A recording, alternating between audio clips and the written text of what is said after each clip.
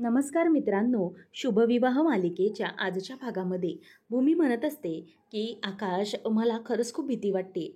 ह्या केसच्या बाबतीत सगळंच खूप कॉम्प्लिकेटेड आहे आणि जर मला तुम्ही म्हणताय तसं व्यवस्थित केस जमली नाही तर लढायला जर काही प्रॉब्लेम झाला तर मी काय करेन मला खरंच कळत नाही.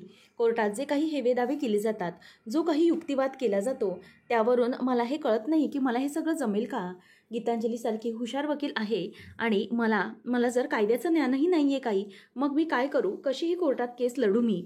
तेव्हा मानसी म्हणायला लागते की ताई, हे बघ, खरं तर या केससाठी ना कायद्याच्या ज्ञानाची काहीही गरज नाही आहे. फक्त युक्तिवाद करायचा आहे, तो तर तुला अगदी व्यवस्थितपणे जमतो. शिवाय तुला या केसमध्ये एका वकिलाची नाही तर एका आईचीच गरज आहे आणि तू या बाळाची आई आहेस आणि म्हणूनच एक बाळाची आई म्हणून जर तू हे केस लढलीस तर ती योग्य असेल आणि तूच ही केस लढू शकतेस ताई. कारण मला कळतंय की तूच तुझ्या बाळाला उत्तमरित्या समजून घेऊन त्याची केस लढू शकतेस. तेव्हा मग भूमी म्हणते की हो अगं मनू, मला तुझं म्हणणं अगदीच पटतंय. तू जे काही म्हणते ते कळतंय मला. माझ्या बाळासाठी मी केस लढायला केव्हाही तयारच आहे गं. परंतु मला एक गोष्टीचं टेन्शन येतं आहे की जर मला व्यवस्थितपणे कोर्टात माझे मुद्दे मांडायला नाही जमले किंवा कायद्याच्या भाषेत समोर उत्तर देता आलं नाही तर मी काय करेन. मला या सगळ्याची भीती वाटते आणि मला ना आता कोणत्याही प्रकारची रिस्क घ्यायची नाही आहे. कारण जर मी रिस्क घेऊन कोर्टामध्ये हरले तर मला भीती वाटते. म्हणूनच क्षितिजाच्या बाबतीत मी कोणतीही रिस्क नाही घेऊ शकत आणि कोर्टामध्ये या आपण खटल्यात हारू देखील शकत नाही. म्हणून मला जास्त टेन्शन आलं आहे. जर माझ्याकडून काही चूक झाली तर त्याची मला खूप वाईट वाटणार आहे. म्हणून मला खूप भीती वाटते. जर त्या अमोलीने आपल्या बाळावर दावा दाखवला आहे, तिच्याकडे वकीलही स्ट्रॉंग आहे, तर मग मी काय करेन. मला तो सगळा युक्तिवाद जमेल का. तेव्हा मग त्यावर लगेच अथर्व म्हणतो की अगं ताई, परंतु इथे युक्तिवादाची काहीही गरज नाही आहे. युक्तिवाद कशासाठी करायचा आहे तुला. आपल्याला फक्त आपली केस लढायची आहे आणि तुला फक्त जेव्हापासून तुझी डिलिव्हरी झाली तेव्हापासून ते तू बाळाला म्हणजेच अमोलीने बाळाला घेतलंय तेव्हापर्यंतचा सगळा घटनाक्रम हा तुला कोर्टाला व्यवस्थितपणे समजावून सांगायचा आहे. आणि हे फक्त तू समजावून सांगू शकतेस. कारण कोर्टामध्ये जर तू कुठल्याही वकिलाला आज ब्रीफ दिलंस तर तुझ्यापेक्षा जास्त कोणताही वकील, कोणतीही व्यक्ती ही गोष्ट अगदी जवळून जाणू शकत नाही. म्हणूनच जर तू कोर्टाकडे या सगळ्या गोष्टी अगदी व्यवस्थितपणे मांडलात तर कोर्टही व्यवस्थितपणे तुझी साथ देईल ना. आणि तू एक आई आहेस आणि त्यामुळे एक आई ही कुठल्याही प्रकारे ही केस जिंकू शकते. त्यामुळे मला असंच वाटतंय की तू या गोष्टीत जिंकावंस, म्हणजे तूच ही केस अगदी व्यवस्थितपणे लढू शकतेस ताई, असाच आम्हाला विश्वास वाटतोय, असं अथर्व आणि मानसी बोलून दाखवत असतात. त्यावेळेला मग आता आकाश हा भूमीकडे येतो आणि म्हणतो की भूमी, हे बघ, तुझ्यावर माझा आम्हा सगळ्यांचा पूर्ण विश्वास आहे की तू केस ही व्यवस्थितपणे अगदी व्यवस्थित लढू शकतेस. फक्त एकच गोष्ट आहे की ती म्हणजे या केसमध्ये जो काही युक्तिवाद हवा आहे तो तू व्यवस्थित करू शकतेस. तुला व्यवस्थित सगळ्याची जाण आहे. सगळे धागेदोरे तू अगदी व्यवस्थितपणे जोडतेस. शिवाय तुला चांगला युक्तिवादही जमतो. हुशार आहेस तू. सगळ्या गोष्टी अगदी व्यवस्थितपणे हँडल करतेस. मग मला वाटत नाही की या केसमध्ये तू कुठेही कमी पडशील. मलाही असंच वाटतंय की तू ही केस व्यवस्थितपणे लढू शकतेस. कारण क्षितिजा बाबतीतला एक एक मुद्दा अगदी तुला जवळून माहीत आहे. म्हणून कुठलाही वकील हा तुझ्यापेक्षा चांगली गोष्ट कोर्टाकडे मांडू शकणार नाही. तेव्हा भूमी त्या सगळ्याचा विचारच करत राहते. त्यावर पुन्हा अथर्व म्हणतो की हो ताई, कारण गायकवाड सरांनाही तू छोटे छोटे गोष्टी जोडण्यास मदत केली होतीस. आम्ही पाहिलंय ना, छोटे छोटे मुद्दे तूच त्यांना हायलाईट करून दिले होतेस, बरोबर की नाही. मग या सगळ्या गोष्टी तुला अगदी व्यवस्थितपणे कोर्टात मांडायला जमू शकतात आणि हो, तूच ही सगळी गोष्ट करू शकतेस. तेव्हा मानसी म्हणते की हो ताई, ही आपल्या बाळाबद्दलची, क्षितिजाबद्दलची केस आहे आणि क्षितिजाबद्दलचं सगळं काही अगदी तुला व्यवस्थितपणे माहीत आहे. म्हणून आम्हाला विश्वास आहे की तूच हे सगळं करू शकतेस. एक आईपेक्षा कुठलीही व्यक्ती ही केस लढू शकणार नाही आणि जिंकू शकणार नाही. आता फक्त तू विचार कर की क्षितिजाला तुझा स्पर्श हवा आहे, क्षितिजाला तुझी माया हवी आहे आणि ती एका आईसाठी तरसती. म्हणूनच तुला आई बनून तिच्यासाठी ढाल बनून उभं राहायचं आहे. तुला ही केस लढायची आहे. त्यामुळे विश्वास ठेव, तू हे सगळं व्यवस्थित करू शकशील. फक्त क्षितिजाला समोर ठेव आणि तुला सगळ्या गोष्टी समोर दिसतील. आता भूमीला भरपूर कन्फ्यूज व्हायला झालेलं असतं की मी काय करू. सगळेजण तर माझ्यावर विश्वास दाखवत आहेत, परंतु मी हे सगळं पूर्ण करू शकेन का, असा विचार भूमीला पडलेला असतो. आकाश म्हणतो की भूमी, कसला विचार करतेस तू. हे बघ, तू हे करू शकतेस. मला माहिती आहे क्षितिजाच्या बाबतीत तूच व्यवस्थित ही केस लढू शकतेस. म्हणून म्हणते की हो ताई, विचार कर ह्या सगळ्यावर. आपल्याकडे वेळ आहे दुपारपर्यंत. शिवाय जे गायकवाड सरांचे वकील आहेत ना, ते आपल्याला टेक्निकल मार्गदर्शन तर करतीलच. मग त्या बाबतीत आपण थोडा अभ्यास करून तुझ्या बुद्धीचं तारतम्य त्याला आणखी जोड. मग बघ, तू व्यवस्थितपणे कोर्टामध्ये बोलू शकशील. तू त्या गोष्टी सगळ्या व्यवस्थित पॉईंट आऊट कर स्वतःला, म्हणजे तुला कळेल. तेव्हा मग आकाश म्हणतो की भूमी, हे बघ, मला कळतंय सध्याला तू खूप गांगरून गेलेली आहेस. काय बोलावं हे तुला कळत नाही आहे. परंतु मला आता एक गोष्ट सांग, तुझं मन तुला काय सांगतंय?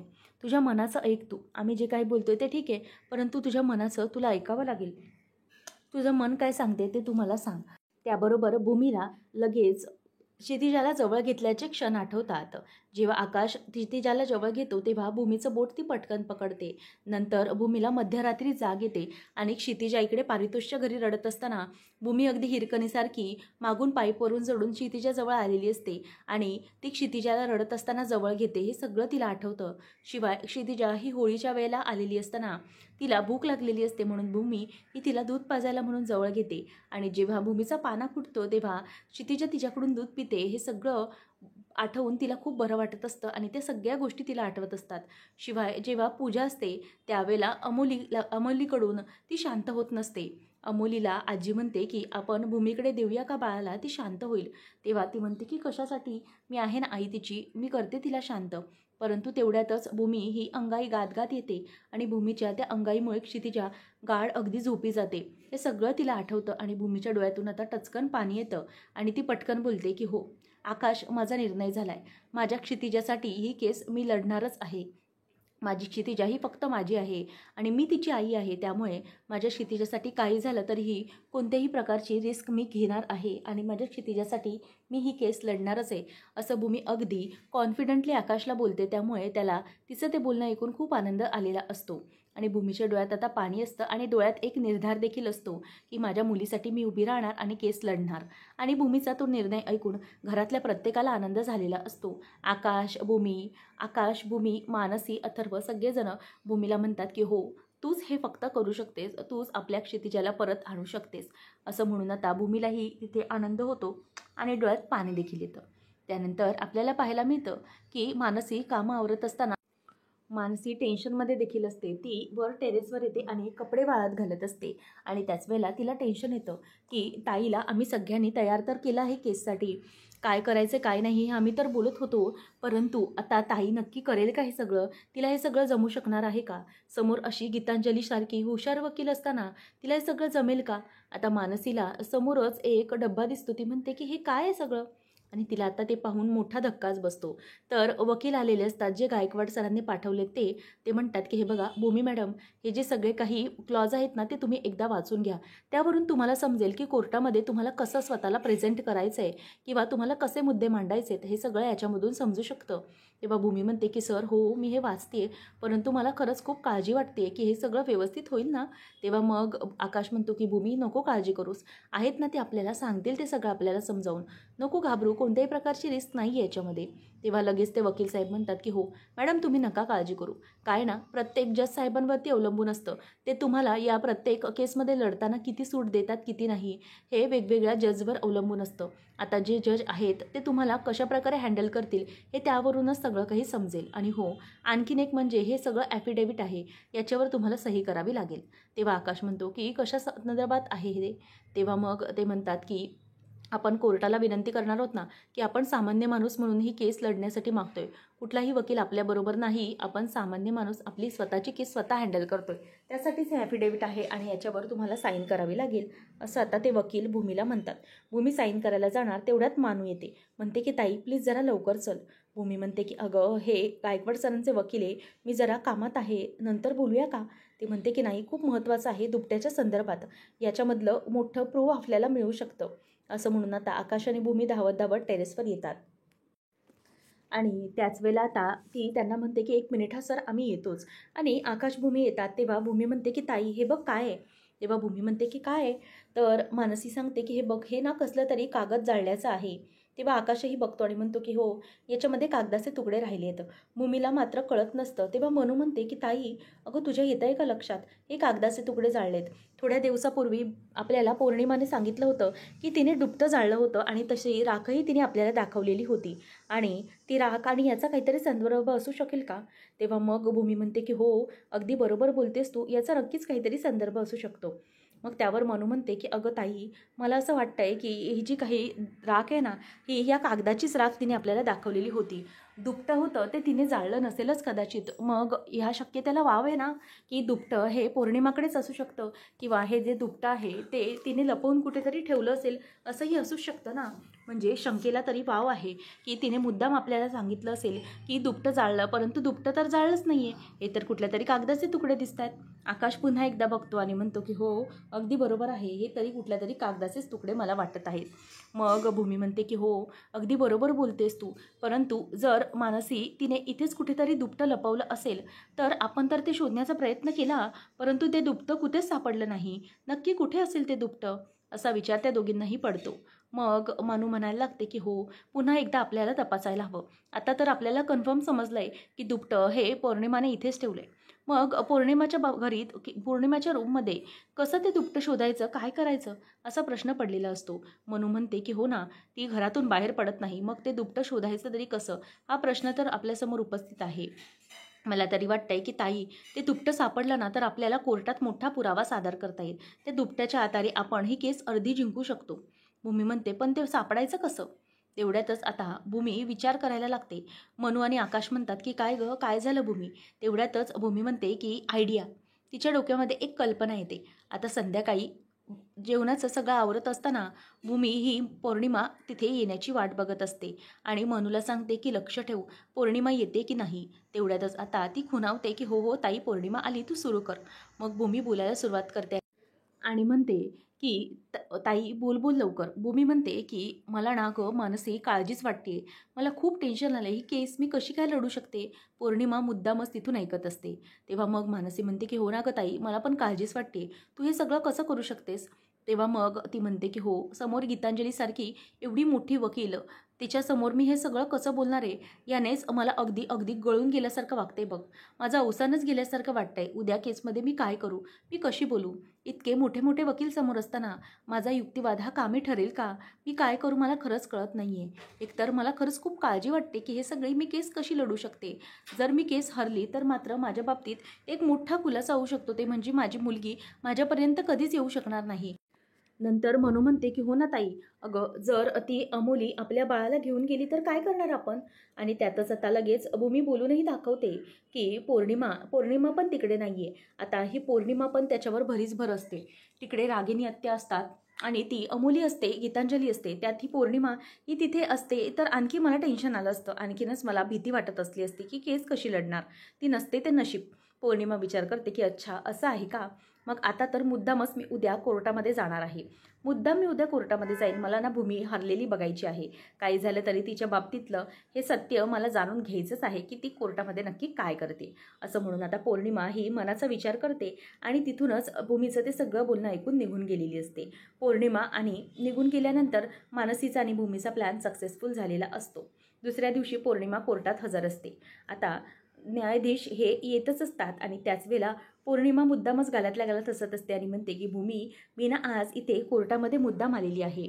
मला माहिती आहे की तू आज केस हरणार आहेस, त्यामुळे किती काही झालं तरीही तुझा हा जो काही पडलेला चेहरा आणि हरलेली केस हे बघण्यासाठी मला खूप आनंद झालेला आहे. अथर्व आता तिथेच असतो, तो कोणालाही काही जाणवू देत नाही. रागिनी मात्र त्याच्याकडे बघून हसत असते आणि मानसी का नाही आली असा प्रश्न ती त्याला विचारतच नाही. उलट आता मानसीच्या बाबतीत काय झालं, ती का नाही आली कोर्टात असा मेसेज रागिनी ही पौर्णिमाला करते. तेव्हा पौर्णिमा रिप्लाय देते की मला काय माहिती कुठे आहे ती. परंतु मनू तिथे नसतेच याचं टेन्शन आता रागिनीला मात्र आलेलंच असतं. तेवढ्यातच आता जज साहेब येतात आणि म्हणतात की भूमी महाजन, तुम्ही तुमची ओपनिंग स्टेटमेंट सुरू करा. तेव्हा आता आकाश हा भूमीच्या खांद्यावर हात ठेवून तिला धीर देत असतो आणि तिच्या मोबाईलमधला जो क्षितिजाचा वॉलपेपर असतो त्या फोटोला बघत सांगतो की ह्या फोटोकडे बघ आणि सुरुवात कर. मग त्याच वेळेला आता भूमी ही त्या फोटोजकडे बघते आणि म्हणते की युअर ऑनर जज साहेब, मी भूमी महाजन, गुड मॉर्निंग. तेव्हा ते हो असं म्हणतात. भूमी म्हणते की मी क्षितिजाची आई म्हणून ही केस लढत आहे, कारण कुठलेही वकील हे माझ्यासोबत नाही आहे. आमच्या दोन्ही वकिलांनी आमची साथ सोडून दिल्यानंतर मी स्वतःच ही केस लढण्याचा निर्णय घेतला आहे. माझ्या मुलीला उत्तमरित्या मी माझ्या पद्धतीने मिळवू शकते असाच मला आत्मविश्वास आहे, कारण माझ्यापेक्षा ही माझी केस एक आई म्हणून कोणी लढू शकत नाही. म्हणून या केसला मी सुरुवात करते. तेव्हा माझ्याकडून जर काही चुकेल तर प्लीज मला माफ करा, कारण मला कायद्याचं ज्ञान नाही आहे. म्हणूनच मी सुरुवातीलाच एक सामान्य नागरिक म्हणून तुमची माफी मागते. जर काही माझं चुकलं तर प्लीज मला माफ करा. तेव्हा ते हो येस ठीक आहे असं म्हणून तिला केस सुरू करायला सांगतात. भूमी आता तिची केस सुरू करते आणि म्हणते की जज साहेब, जेव्हा माझ्या दोन्ही वकिलांनीही माझी केस सोडून दिली किंवा अर्ध्यातच ती केस मागे घेतली, वकीलपत्र सोडून दिलं, याच्यावरूनच शंकेला वाव आहे की माझी जी केस आहे ती त्यांना सोडण्यामागे कोणीतरी दबाव टाकायला सांगितलं होतं. कोणीतरी दबाव टाकल्यानेच त्यांनी ती केस सोडली होती आणि म्हणूनच ही केस सोडण्यामागे याच व्यक्तीचा हात असू शकतो, जे व्यक्तीने माझं बाळ पळवण्याचा प्रयत्न केलेला असेल. त्याच मास्टर माइंडमुळे हे सगळं घडलेलं असेल असं ती बोलून दाखवते. त्यावेळेला रागिनी मात्र जराशी घाबरते. भूमी बोलते की ज्या वेळेला माझी मुलगी ही तिथून पळवली गेली होती त्यावेळेला 2 गोष्टींची शक्यता आहे. ते म्हणजे हॉस्पिटलमधलं जे CCTV फुटेज आहे ते करप्ट झालं होतं आणि फायर अलार्म. या 2 गोष्टी असं दाखवतात जज साहेब की हे जे सगळं काही घडलं आहे हे मुद्दाम घडवून आणण्याचा प्रकार आहे. तेव्हा लगेच गीतांजली म्हणते की असं होऊ शकत नाही, टेक्निकल इश्यू आहे तो. त्यामुळे भूमी काय ना, टेक्निकल इश्यूजमध्ये कदाचित व्हिडिओ ही करप्ट होऊच शकते. आणि ते फायर अलार्मचं म्हणाल तर तसं आम्हाला कुठल्याही प्रकारे चुकीचं मुद्दाम केले गेलेलं आहे असं त्या गायनॉकॉलॉजिस्टने सांगितलेलंच नाही आहे. आता मानसी ही पौर्णिमाच्या रूममध्ये सगळं चेक करते आणि म्हणते की तिच्या रूममध्ये तर काही सापडलं नाही. आता कदाचित तिने जर आईंच्या रूममध्ये दिलं असेल तर ठेवायला, म्हणून आता पौर्णिमा ही तिथे आलेली असते आणि रागिनीच्या रूममध्ये ती दुपटं शोधायला सुरुवात करते आणि म्हणते की एवढाच वेळ आहे माझ्याकडे, जोपर्यंत केस पूर्ण होणार नाही तोपर्यंत मला हा दुपटं शोधायचंच आहे. किती काही झालं तरी मला कोर्टात हे दुपटं सादर केलंच पाहिजे असं म्हणून मानसीही घाबरलेली असते आणि ती दुपटं शोधत असते. तर इकडे जज साहेबांना भूमी सांगते की सर, जे व्हिडिओ CCTV फुटेज करप्ट झालं होतं ते आम्हाला जो प्रीती नर्सचा नवरा होता त्याच्याकडूनच समजलेलं होतं की तिच्या नवऱ्याने आम्हाला चिठ्ठी पाठवली आणि त्या चिठ्ठीमध्ये स्पष्ट लिहिलेलं होतं की चौधरी नावाचा एका इसम त्यानेच हे CCTV फुटेज डिलीट केलं होतं आणि करप्ट असल्याचं सांगितलं. म्हणूनच ती जी चिठ्ठी आहे ती तुमच्यापुढे आम्ही सादर केलेली आहे पुरावा म्हणून. तेव्हा जज साहेब ती चिठ्ठी वाचू लागतात. रागिनी घाबरते की भूमीपर्यंत ही चिठ्ठी पण आली होती. तेव्हा भूमी म्हणायला लागते की जज साहेब, ही चिठ्ठी माझ्यापर्यंत आली तेव्हा आम्ही फोन लावला आणि त्या चौधरी वकिलाकडे आम्ही जायला निघालो होतो. मग त्यावेळेला लगेच गीतांजली म्हणते की 1 मिनिट युअर ऑनर, ऑब्जेक्शन. तेव्हा सस्टेंड असं म्हणून गीतांजली बोलायला लागते की मला सांगा की ती जी चिठ्ठी आहे ना, ती चिठ्ठी ही तुम्हाला तिच्या नवऱ्याने पाठवली बरोबर? मग मला सांगा की त्या चौधरीकडे कोण कोण गेला होता शोधण्यासाठी, की तो काही खरं सांगतोय की नाही?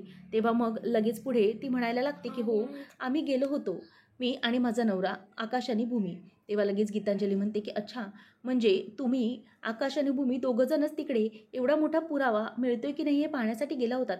तुम्हाला असं वाटलं नाही का की पोलिसांचा वगैरे याच्यामध्ये हात घ्यावा किंवा पोलिसांच्या पोलिसांच्या बाजूने या सगळ्याचा निकाल लावावा? तुम्ही स्वतःच तुमची केस लढायला बघत आहात का? असं आता गीतांजली बोलायला लागते. पुढे भूमीला काय बोलावं काहीच कळत नसतं. तर पुढच्या भागामध्ये आपल्याला पाहायला मिळणार आहे. गीतांजली म्हणत असते की जज साहेब, या ज्या काही भूमी मॅडम आहेत ना, ते मुलगी ही त्यांची आहे, सगळे जे काही हेवेदावे करत आहेत ना ते सगळे खोटे. एकामागोमाग एक कथा रचत रचत ते आम्हाला सांगत आहेत आणि आपल्यासमोर मांडत आहेत.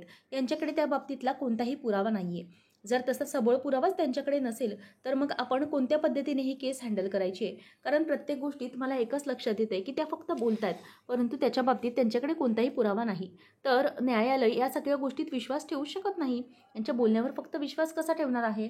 असं बोलून दाखवल्यानंतर इथे आता पौर्णिमा मात्र खूप आनंदामध्ये असते आणि गीतांजली ही सरळ सांगते की जोपर्यंत यांच्याकडे कोणताही पुरावा नाही तोपर्यंत कोर्ट यावर विश्वास ठेवू शकणार नाही. तर इथे तेवढ्यातच आकाशला भूमीचा फोन असतो, त्यावर मेसेज आलेला असतो की दुपटं सापडलं. तेव्हा आकाश आणि भूमी खूप खुश होतात आणि आकाश म्हणतो की फायनली भूमी आपल्या मनासारखं झालेलं आहे. तेव्हा भूमी म्हणते की 1 मिनिट जज साहेब, ती मुलगी आमचीच आहे याचा मोठा पुरावा हा आमच्याकडे आहे आणि जे काही दुपटं होतं ते काही लोकांनी पळवलं होतं, ते दुपटं परत आमच्या हाती लागलेलं आहे आणि त्या दुपट्यावरून हे सिद्ध होईलच की क्षितिजा ही माझी मुलगी आहे आणि म्हणून आता भूमी ही दुपटं मिळालं असं कोर्टाला सांगते. आणि ते ऐकल्यावर मानसीच्या बाबतीत जो संशय होता तो खरा ठरतो. मानसी का आली नाही हे पौर्णिमाला आणि रागिणीला कळतं आणि भूमी म्हणते की जज साहेब प्लीज आम्हाला थोडा वेळ द्या, आमचं हे जे काही पुरावा आहे ते कोर्टात सादर येईपर्यंत प्लीज थोडा वेळ आम्हाला द्या, आम्हाला दुपटं सादर करायचं आहे असं भूमी आता जज साहेबांना सांगते आणि त्यांना विनंती करत असते. आता नेमकं पुढे काय घडणार, जज साहेब हे भूमीचं ऐकणार का आणि भूमी हे दुपटं कोर्टात सादर करणार की आणखी काही मध्ये प्रॉब्लेम होणार हे पाहणं रंजकतेचं ठरणार आहे. अशाच मालिकांच्या अपडेटसाठी चॅनलला नक्की सबस्क्राईब करा. धन्यवाद.